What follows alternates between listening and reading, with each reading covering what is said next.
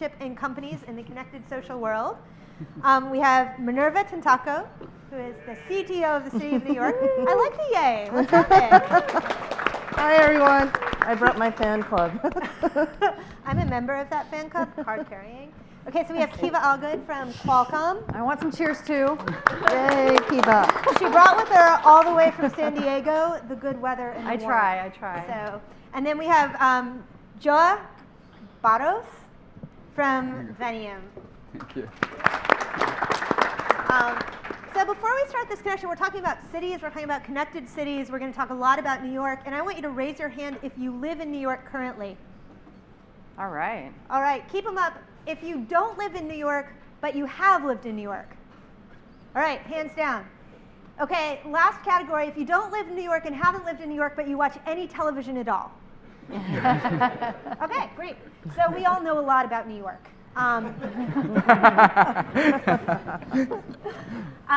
New York, in fact, is a special kind of city. In fact, I, as a resident, would say it's the most special city, really. Yay. And it's been a real leader in rethinking what a city can be and what a connected city can be. And as part of that, New York has a CTO, which is a weird thing for a city to have. Maybe not so much in 2016, but Minerva is the very first CTO that our city has had. So I want to open by asking Minerva, what exactly is your job description and how did you get it? Thanks. Well, you know, first of all, I'll say I have lived in New York most of my life. I went to all New York City public schools. I went to Bronx Science. I grew up in Flushing, Queens. So it's yay, Flushing, yeah. So it's especially important for me to be part of the city government for the first time in my career. I've been in tech for 30 years. I started my first AI company in 1985 and sold it 5 years later. I've been a CTO in the private sector for 17 years, and the last 10 in financial services, CTO of at Merrill Lynch Investment Bank and then UBS Bank. And my last 2 years in Hong Kong as the Asia Pac CTO for innovation. And so I was minding my own business. As one does. As one does. Came back and... in what year? In 2014. And I got an email. Someone who had heard me speak said, would you be interested in being the first CTO of New York? I thought it was some kind of spam email. I told my friend, check this out. The .gov email address looked legit. So I was like, all right. And once I learned more about it, see, Mayor de Blasio created this role. He actually promised to have a CTO when he ran for mayor as part of his vision for technology transformation of government itself, to democratize New York, to use technology to empower residents and make a more responsive city. And so the role of CTO is to coordinate a citywide technology strategy. Now we have a lot of other major and important roles in the city. We have the commissioner of the Department of IT, Ann Roast. We have our chief digital officer, Jessica Singleton. We have our chief data analytics officer, Amin Rama Shariki. And those roles existed before.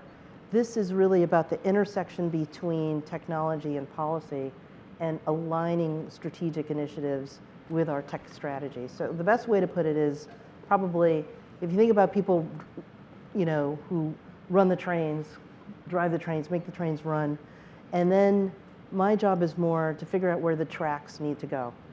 I look out for areas of the city's tech strategy where maybe we're running out of track or the tracks are possibly overlapping, and try to help set the strategic vision that will guide the over 50 city agencies that exist. It's an incredible job, and I get to see firsthand where technology and government really help each other. So Minerva, you mentioned over 50 agencies. You mentioned several other people who have digital sounding jobs that are actually also jobs that didn't exist, say, a decade ago. How do how do you get things done in city government? How do you work together when in fact there are a heck of a lot of players? Well, I take a page, having just come from private sector, I'm taking a page from the traditional CTO role in private sector, which is really setting the vision and strategy, putting out guidelines.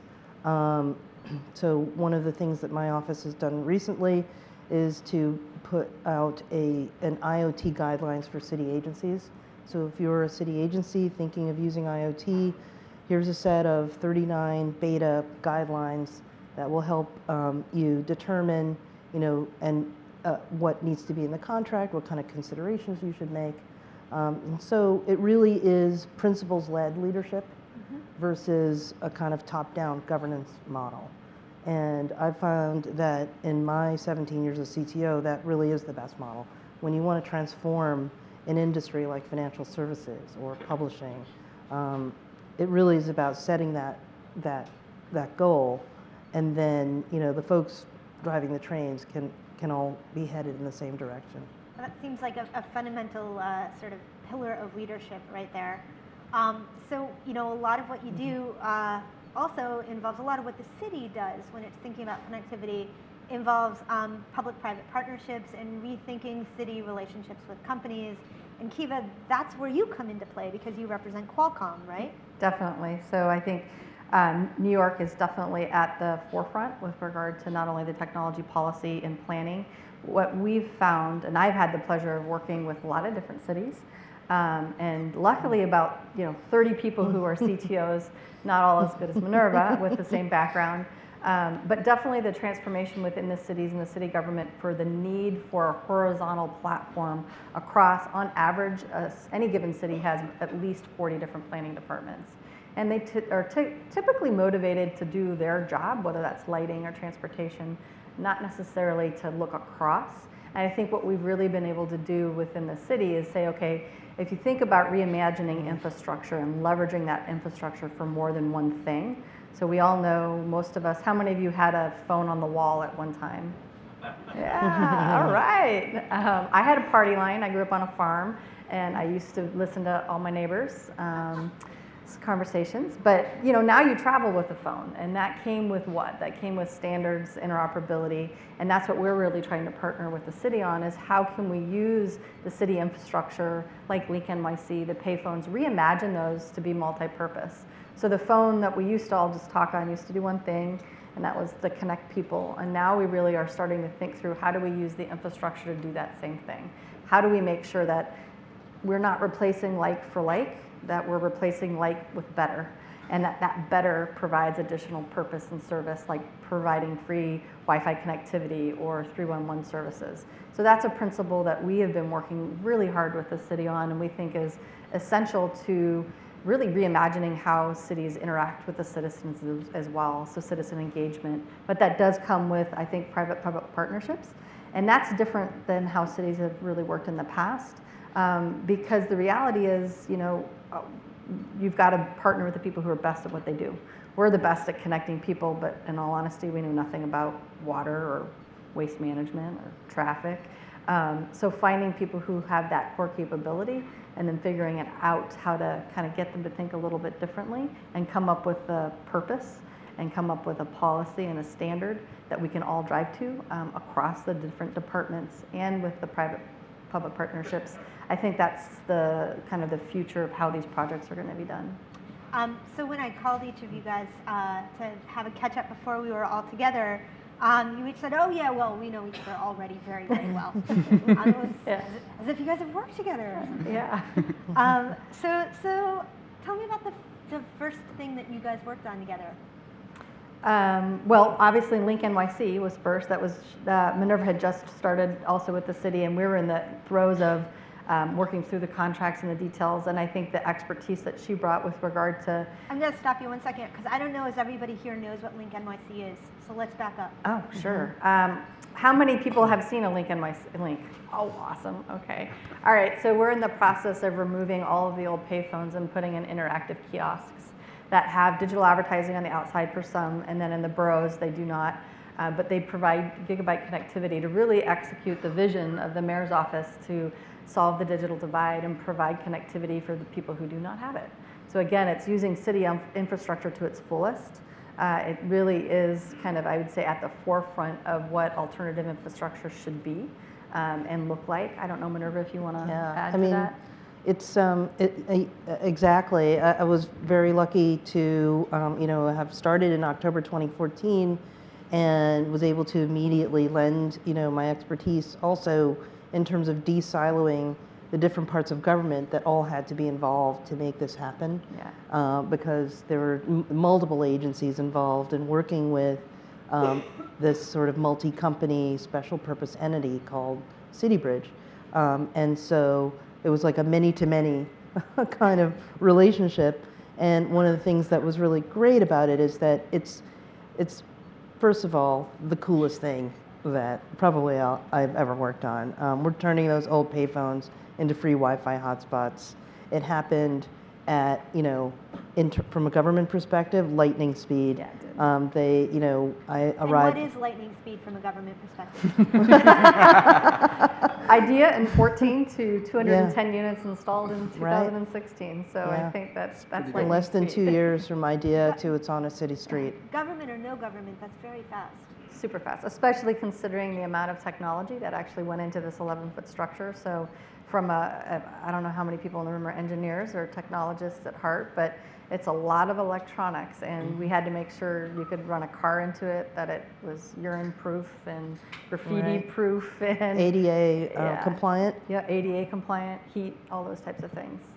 Hooking in an emergency call button as well as the tablets. So it was really just amazing to see it all come together. And one of the things that I wanted to point out, especially in terms of government and private, the relationship is that normally the government procurement, you buy a lot of something, and it's a 15-year contract. And technology is moving so fast that if you buy something for a 15-year contract, in 2 years you want to throw it away, and yet Imagine you're still stuck with it. Imagine if we had our iPhones for 15 years. Yeah. And so part of what we wanted to make sure was we built in to our conversation, how are we going to, knowing that things are going to change, that the only thing we could be sure about was that the technology would change. How could we reflect that in our partnership? So we built in technology refreshes, we built in maintenance agreements and operations, knowing that even something that's secure encryption today, 15 years from now might not be secure, and therefore we wanted to make sure that that was built in, and that normal government contracts don't typically have that sort of extremely technical concept there. But I think more and more we're seeing that you can't buy something and hold on to it for 15 years. Imagine if you had to sign a contract exactly for your phone for 15 years. I don't think you would want to do that. I can't get my teenagers to keep them for 9 months, so I'm not really sure. They always have an accidental drop. Yeah, I know that accidental drop. Yeah. It's calculated. Very much so. So I'm going to bring Dra into the conversation. So you have a company called Venium. Why don't you tell us what you guys do? Sure. So Venium is building what we like to call the Internet of Moving Things. So we turn vehicles into Wi-Fi hotspots. We connect them to each other and to the Internet. So this allows us actually to build a mesh network of vehicles that can cover a city and offer a wide range of managed services. So for one, we can expand wireless coverage to hundreds of thousands of people, like we've done already in Porto, Portugal. We can also get a lot more data from the vehicle to the cloud, which allows us to manage all these fleets in a much more efficient way. And the third aspect is that we actually look at vehicles not just as machines that carry people and goods from point A to point B, but actually active nodes in a smart city infrastructure. And so we gather massive amounts of data, take this data to the cloud, and allow decision makers then to be able to turn cities into places where we can be happy and healthy and where basically our quality of life keeps improving every day. It's a big idea, and he got me at mesh networks. I had to go back and be like, okay, so explain a mesh network to me again. And rather than explain it, which we could try to do, we thought maybe it would be easiest to just show you. Yes. So. All right, so here we go.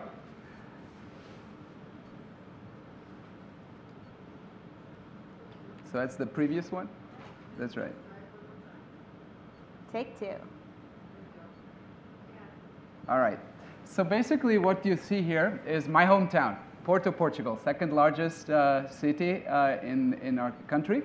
And what we've done there is we've taken all the buses, the garbage trucks, taxis, all sorts of service vehicles, and we connect them to each other. So we put a little device, an onboard unit that has not just cellular 4G LTE, but actually also Wi-Fi and DSRC. So many people don't know that there's actually a frequency band in the 5.9 gigahertz band that is reserved for vehicles and so far underutilized. And so we leverage that, also using Qualcomm technology, to be able to actually expand this coverage and get a lot more data. And so what does this network do today for Porto? Well, for one, we have 400,000 Wi-Fi users that are active. We have also transport for 2.5 terabytes of data that the city is using to time the traffic lights, to improve the environmental sustainability of the city. We have little sensors in garbage can that tells you if they're full or not, and it's the vehicles who ask the garbage cans, then send this data to the cloud, and now the garbage collection trucks only need to go to those trash cans that are actually full. And we're very excited now that we're actually bringing this technology also to New York City. Let me show you how this works from the cloud. Here you see the cloud-based platform that Veniam has delivered. And basically we see in Porto all of the buses and the different vehicles that are connected. In yellow you have the access points that basically allow us to leverage that 5.9 gigahertz band as well. And so the vehicles keep deciding whether the data has to be sent immediately, whether it can be stored and sent later. They're able to cache video streams, onboard diagnostics from the vehicle, data from all sorts of other devices that communicate with them using Wi-Fi or Bluetooth. And then we can draw maps of the cities and see what happened. And I'm going to show you for the first time our results, which are just 1 day old, from our Lower Manhattan deployment.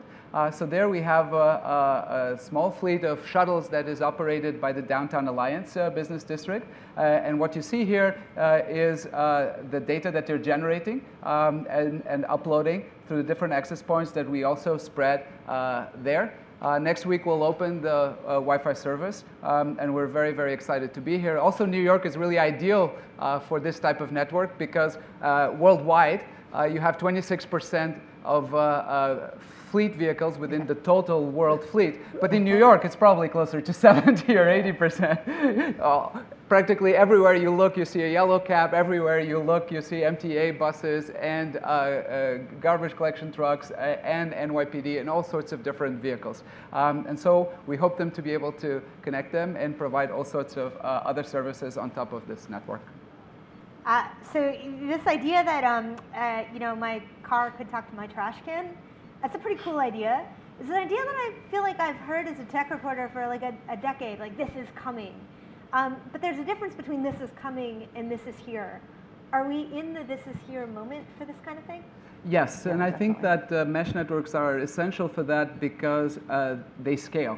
You have network effects that allow the devices now to connect, you know, not just to a cell station and send the data, you know, through the cellular network, which is very, very expensive, but actually you are able to leverage not just the cellular network, but together with Wi-Fi, together with DSRC, together with Link NYC kiosks, you're able to actually upload all this data in a very efficient way. And all these things actually have very different requirements from people. I mean, we require instant gratification. If I press a button on my app, I want the result immediately, and I don't care if it goes back to the cloud or not. It has to be there. But a lot of this data is actually delay tolerant. You know, I don't need the temperature of the city on a second-by-second basis or even on a minute-by-minute basis, so that I can cache that data, send it to another device, in this case a vehicle, and then send it to the cloud within a certain time limit. Joa, how do you make money? So the business model is very simple. So our primary customers are private companies that own and operate large fleets. Those who have passengers are very interested in offering Wi-Fi access. And on top of that, we can turn vehicles into mobile Wi-Fi kiosks with onboard screens that have advertising, and we can provide context-based advertising in this type of transportation systems. So now I'll turn to you guys. When you're thinking about this kind of business, this business specifically, but also this kind of business, what are the barriers to entry in a city like New York, and do you play a role in helping this kind of business flourish? So, government has a huge role to play in helping to guide the use of public space for public good. So, our core smart city strategy is that we're focused on not only cool tech, but to create a smart and equitable city. And what that means is that it provides a public service like free Wi-Fi, that it provides it across all 5 boroughs. And we want to direct investment in these areas to the neighborhoods that can use them the most. And that's sort of the role of government, to have a stake in that, as well as in more technical things like interoperability of these. So you might have moving vehicles, but then you might also have like the smart park benches that we're piloting in Highbridge Park. Those were just installed this past Tuesday. Those are solar-powered recharge, phone chargers that can also count how many phones go by. So, we'll be able to measure how many people use that park, and it will empower residents to have that data to say, see, this is how many people use this park, or and that's just installed. This was just installed this past Tuesday. Yeah, the Commissioner of Parks, Mitch Silver, announced it on Tuesday. So go up to Highbridge Park, have a seat. I'm sure it'll be fully charged. Yeah. And so is it a plug-in situation? Like, how does the charging work on the bench? This is really cool. Also, could you put one on the Upper West Side? I'll give it a Well, it's a pilot, so I wanted to talk about some of the barriers, because there's a way to de-risk these, right? So we're looking at using pilots and prototyping in addition to public-private partnerships to say, instead of buying $1 million of something at first, let's try it out. Let's get community input. Let's have residents also weigh in on what kind of tech they'd like to see in their neighborhood. Maybe in one neighborhood it's about transportation, in another one it's about Wi-Fi, in another one it's about investing in sort of vehicle safety. And so the idea that it really isn't just a public or just a private decision, that we want to engage communities and neighborhoods in a lot of these decisions will help, I think, assuage some of the potential barriers and concerns that can exist. How do you ensure, like in a city like New York, when there are so many people, 9 million people now, more than that in the boroughs, how do you make sure that connectivity benefits everybody instead of just benefiting a small group of people who, say, live in downtown Manhattan, where your project is launching? Well, I just saw a shocking picture, actually, of 2 children who were in a bus stop with little laptops doing their homework because they didn't have Wi-Fi at home. Yeah. And this was in San Francisco, which is, that was the most surprising aspect to me. We try always to ensure that the Wi-Fi service is open to everyone and is free. It's then supported by branding and advertising, and by the revenue that is generated also from the data that we're able to collect, and that is useful for many players, certainly for the city, but also for private sector players. And this is not data about the people, this is physical data about the infrastructure, about the context that is required to make decisions. And so I do think it's possible to generate revenue from other uses of this technology to be able to subsidize the connectivity and ultimately allow more and more people to get connected, and also as a means for a social lever. Yeah. Got it. So that's a creative approach to revenue. How do we think broadly about serving all citizens? Yeah, I mean, I think that what you have to see is it's still going to be a combination. Some of the other projects we're working on, it's not only a matter of not having connectivity, it's also not having a device. So we're seeing some really creative things out of Chicago where they're allowing students to check out devices and then leverage their connectivity as well. So I think, you have to look at both angles. So one piece of it is, a lot of times kids can't stay at school. The school isn't equipped to have them after school. They've got to be home. So how do you make sure they have the access to a tablet or a device that can get them to Khan Academy or get them to their work groups? So there's got to be a strong relationship to answer that problem with the public libraries and kind of how you provide those additional services. At least there's some great work being done right now. Yeah. Yeah, I'd like to add, in New York City, the tech strategy is really very broad. It has three major components to it: talent, access, and innovation. The talent piece is really critical. Another public-private partnership is the Computer Science for All. So last fall, we announced a public-private partnership with CSNYC to provide computer science education to every New York City public school kid in the next 10 years. This couldn't have been accomplished by one or the other alone, but what it demonstrates is what I think of as the virtuous cycle. Tech companies want to come here, they need the talent to hire engineers, user experience designers, mobile developers, and we want New York City to be the place where you go to get that talent. And so it's both virtuous and selfish at the same time to say that we want more and more of this talent to come from New York City and attract tech companies here. Access is about broadband access, free or affordable internet access to all New Yorkers, because it's such a key component, like the water or electricity of 100 years ago. You need broadband access to exist in a digital economy. How would you do your homework or find a job? And so Link is just a piece of this. We're also working on a broader strategy. Maya Wiley, Counsel to the Mayor, is in charge of the Broadband for All initiative. We're working with, piece by piece, getting a Wi-Fi into public housing and then NYCHA housing. We're working to, through Connect Ed, to get our schools connected up. And then finally, innovation, which is that notion of through either public challenges, we do a call for innovation. We did the first ever call for innovation on broadband. We're doing more and more of those and engaging the public and helping government solve those problems. So it really is very broad, but it falls into talent, access, and innovation.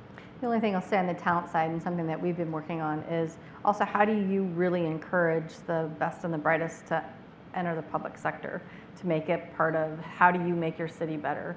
Because that's one of the key things that is, from my perspective, having worked with a lot of different cities, the determining factor on how quickly a city becomes smart or connected, or it's the fact that you've got people who either have that core capability, or they've been bringing an influx of those individuals in to really reinvent, again, whether it's Vinium, again, that's taking current fleets and connecting them, or it's Link, old phones, reimagining them and making them now connected.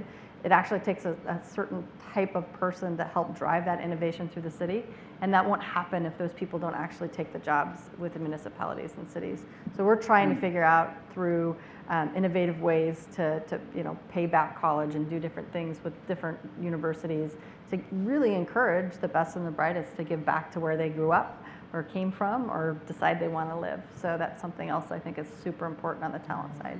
And there are two key ingredients from a platform perspective, which was one is open APIs. Yeah. So it's the ability then for people, for instance, to access data streams that are generated by vehicles and then build something new on top of them in terms of all these applications. And then the second aspect is that you actually have a value proposition for all the different players. You mentioned before that indeed it's a complex ecosystem.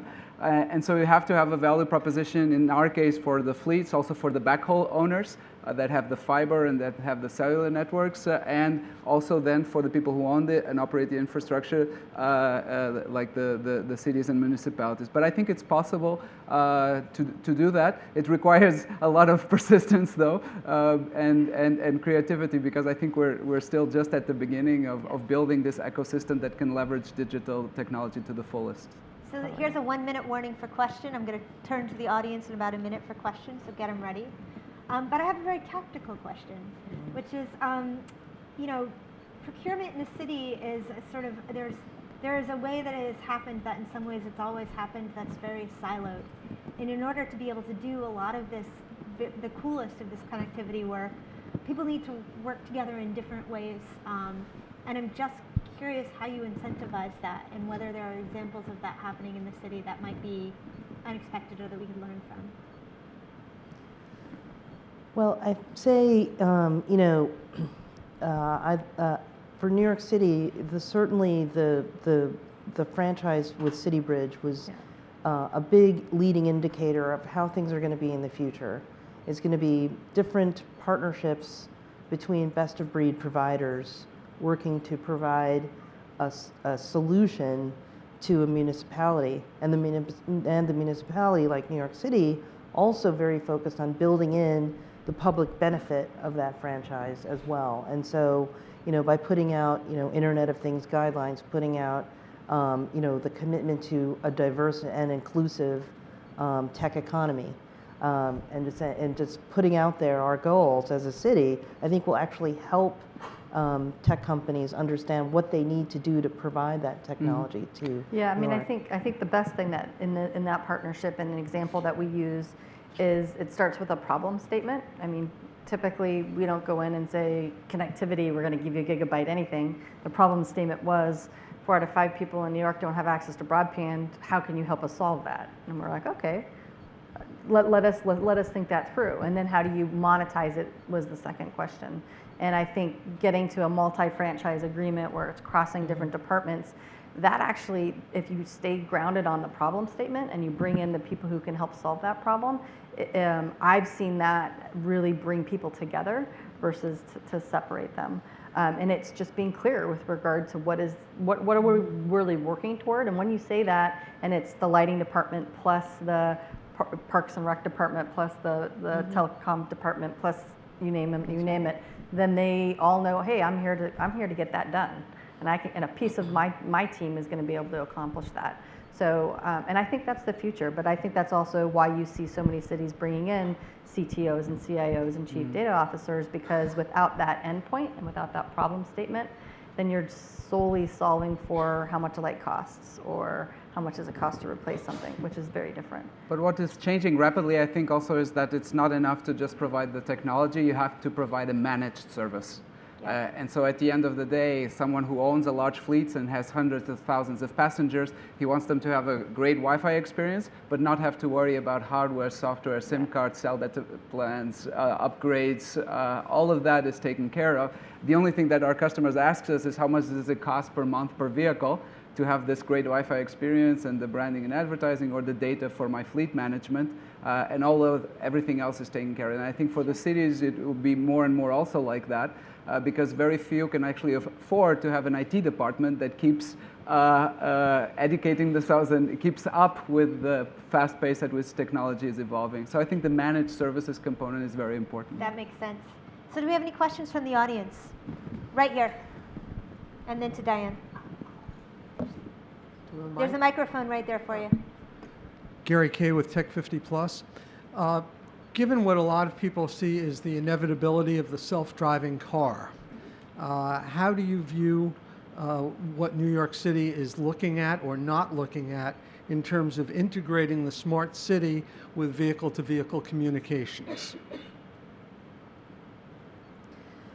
Well, New York City is part of the US DOT's pilot, specifically on vehicle safety and using the 5.9 gigahertz for that. So we're actually working directly with the US DOT. Our New York City DOT is focused on precisely that. So I think, as with many of these new technologies, it's important to test and pilot, look for contentions, look for uses, but we think that, not just the self-driving cars, but the notion that we can make the streets themselves safer using vehicle-to-vehicle, vehicle-to-infrastructure, or I-to-X communications to overall create a safer city street. So that would be the goal, and we're working with the US DOT now on a pilot here in New York. I definitely think the revolution is coming, but it's coming in multiple steps. I think the first one is mobility as a service. We're seeing more and more people leaving their cars at home and taking Uber and Lyft even for their daily commutes.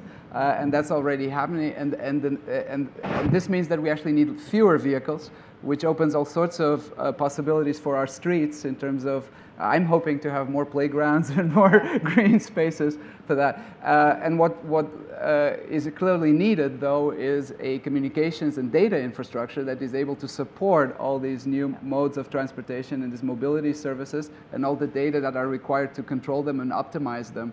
And that's one of the challenges that Veniam is looking at right now for the future. Cool, Diane. Yes, hi, Diane Brady. Great conversation. I'm actually curious, it's not necessarily your areas of expertise, but around city development. It used to be like you develop along the subway lines, and we're seeing all these hubs spring up.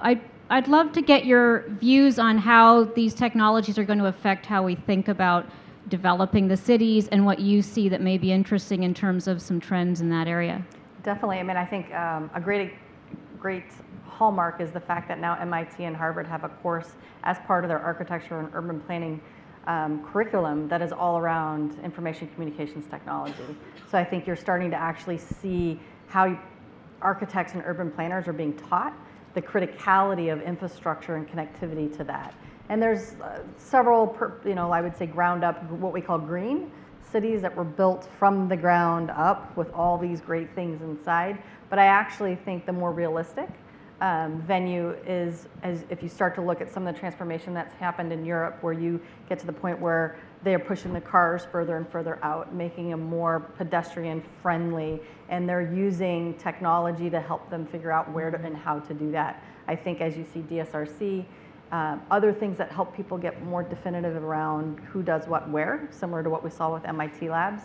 In the cities that we talk with, the number one use case we always get still is detection. How many people, things, the people with the clickers, they exist today because they can't get an idea of how many people use the toilet, and that's how they do their workflow and planning. So I think that technology is going to purposely change even infrastructure, where you put a road, where you build a new structure versus an old structure. And it's really going to, I think, in my opinion, change how urban planners even think about streets and providing services back. So I think it's huge.